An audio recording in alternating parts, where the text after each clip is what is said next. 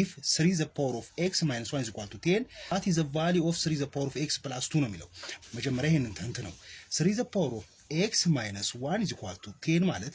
3 the power of x times 3 the power of minus 1 is equal to 10 3 the power of x times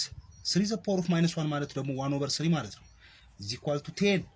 ዘን ይሄ ማለት ምን ማለት ነው 3 the power of x times 1 3 the power of x ነው then 1 times 3 3 ነው is equal to 10 ነው ይሄን ክሪስ ክሮስ ብናደርገው 3 the power of x 3 the power of x times 1 3 the power of x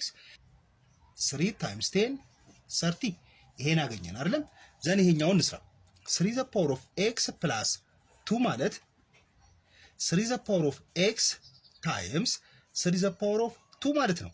3 the power of x times 3 the power of 2 ማለት 9 ነው 3 the power of x ደግሞ 30 አግኝተናል አይደለም ስለዚህ 30 ሲባዛ 9 ይሆናል ማለት ነው 30 ሲባዛ በ9